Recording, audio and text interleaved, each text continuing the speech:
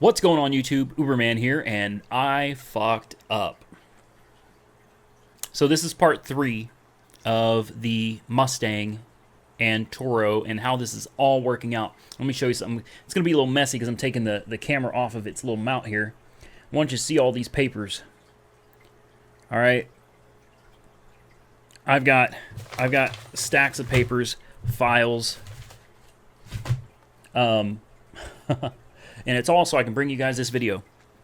No. I'm going through my paperwork because Turo contacted me and denied the claim. That is final. There is no recourse. Turo has officially denied the claim. Their reason being that Carfax shows an odometer discrepancy and a salvaged title. Rebuilt title, and rebuilt cars are not allowed on the Turo platform. I knew the car had been in an accident before. That was obvious as I was working on it. I could definitely see that it had been an accident, but I don't see anywhere where it looks like it was like totaled, where it was actually salvaged. I'm going through all my paperwork here from the car lot. My finance papers. I mean, all my documents that I signed. The buyer's guide, disclaimers, voluntary repossession agreements, everything. And I see nothing in this paperwork about the car being salvaged. Then I look at the title. And the title, see, in Oklahoma, it's been my understanding that a salvage car carries a, I think it's a brown title or something like. I think a salvage car has like a brown title or a blue title. I can't remember. There's different colors, but the point is, when you have a green title, that usually means you have a free and clear, good to go car. When you have like a red title, it means the car is junk and it can't be registered ever again. When you have an orange title, it means the car has been salvaged and rebuilt. And I think a blue title or something like that is an actual salvage title before you get the car rebuilt. So this car came with a green title, but what I didn't see was in little bitty letters on the title on the front, it said date of insurance loss. And, I messed up. So this is on me, and this is a learning experience for all of you. So hopefully you don't have to go through this. Let me tell you what's going to happen now. This particular car, I could not get financed for. And am I embarrassed about it? No. Nah. I went through a nasty divorce a few years ago, and my credit has been slowly recovering ever since. I have 2 cars through traditional financing with traditional lenders. Not a problem with those 2 cars. But to get this car, they couldn't do it. No lender would approve me for a 3rd vehicle because I am just one person. It wasn't entirely my credit that held it up, but it certainly didn't help. Me being one person, no lender could understand why I needed 3 cars. And with my credit not being that great, it just wasn't going to happen. So what I did is something nobody should do, and I did a buy here, pay here finance on it. What I ended up paying for the car is $15,995 for a rebuilt mileage discrepancy Mustang. Laugh. Some of you are going to get a kick out of this. The trolls are going to love it, and that's fine. I'm kind of laughing about it myself now. It is what it is. I say that all the time. It is what it is. I'm not going to sit here and be like, oh my God, the sky is falling. My life is over. It's a car. It's a car. It's money. It's my money to throw away, which is exactly what I did. So, $15,995. I put $4,000 cash down. Guys, if you want to think about how, for those few of you that say that I don't have any money and I'm broke, listen, guys.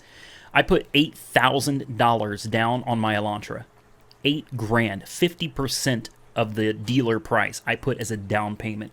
On this car right here, I put down $4,000 cash. Probably can't even see it, but right there. $4,000 cash, guys.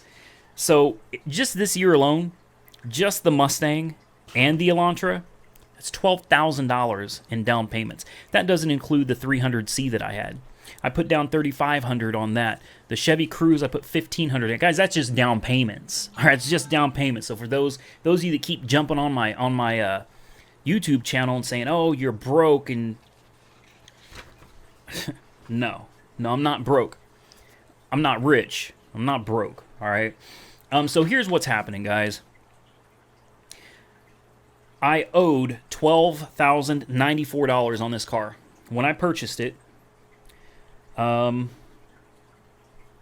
I think I'm probably down to owing about 10 grand on it now. Down to 10 grand I still owe on it. So here's the deal. The car books with a clean title at $8,000, but it doesn't have a clean title. It's got a salvage title, which means the actual cash value is about 50%. So you're looking at a value of about 4 grand. 4 grand is probably the most I'm going to get out of this car from the insurance company. And I'm going to get to that in just a second, because you're probably like, wait a minute, insurance. There's a catch to this. So if I get the 4 grand out of it, that's going to leave me owing $6,000 on this car. Now, I may be able to go down to the dealership and work something out with them, you know, but truth is, chances are I'm going to end up paying $6,000 out of pocket and have no car. Well, no Mustang anyway. Still got my other cars, but it is what it is. You know, I screwed up, but I'm not entirely sure that I'm the only one that screwed up, because I see no disclaimer in any of this paperwork showing that I'm purchasing a car with a branded title. Now, maybe they don't have to. I don't know. I'm also not seeing anything in this paperwork about an APR. There's no way this car would have been $16,000 for an 06 Mustang GT with 80,000 miles. No possible way. So what I think they did is, I don't know how it works everywhere else, but I know that in Oklahoma, if you charge interest as a car lot, you have to report to the credit bureaus.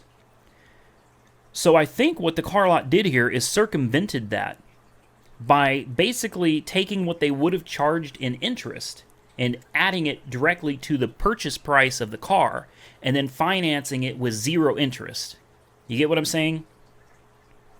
I'm pretty sure that's how that worked, because there's no way that car is worth $16,000. And I know and knew when I purchased cars paying too much for it. But that was my decision. I wanted the car, had to have the car, and it is what it is. But there's something that's just a little bit shady about this. Now, I know this video is running long, so let's get into the insurance. Turo did call me back, and the lady was very helpful. And she said they are denying the claim due to the odometer discrepancy and the salvaged title, rebuilt title. But the renter was kind enough to provide his personal insurance to them, which is Allstate. They said that Allstate is exceptionally good about handling claims that Turo denies. So she said, most likely Allstate will handle this and take care of it. Now, unfortunately, taking care of it means that I will probably be losing the car completely. They'll probably take it and sell it at auction or something, unless I can afford to buy it back. They're probably only going to pay out 4 grand, which is going to leave me with no Mustang and $6,000 in debt, and no Mustang to rent out anymore or to drive and enjoy. If I could buy it back, there's a possibility that since it's been salvaged before, I may not be able to rebuild the title if I fix it myself. The car may be permanently junked. That's something that we will have to see, and that's something that'll be in a future video as we go through this process and figure out what happens. So it's looking pretty bleak right now. I'm supposed to hear back from Allstate tomorrow, and they're going to set up a time to come out and inspect the car, and I will be able to get a whole lot more information from them after I speak to an adjuster and figure out how this whole process works. But for now, guys, there it is. Be very careful buying a car, and God, I would say always run a Carfax, but even a Carfax isn't foolproof. You know, these things happen, and it seems that they always happen to me, which is why I'm always making videos for you, and you guys are still watching. If it wasn't for bad luck, I would have no luck, honest to God. But this is life, and I take it with a grain of salt, because I'm still breathing. I'm still here. I'm alive. Life is good. Just bad shit happens sometimes, and I fuck up, just like anybody else. So, with that being said, guys, sorry it's a long video, but I needed to rant a little bit and get that out there. And for the record, I'm not sitting here crying and whining over the car, all right? It sucks. But it's a learning experience, and hopefully my mistakes can help some of you in the future not to make them, because this is an expensive one. Maybe it can be written off at the end of the year as a business loss. I don't know. I'm gonna talk to some people about that. With that being said, guys, like, comment, subscribe, be safe out there, and Uber on.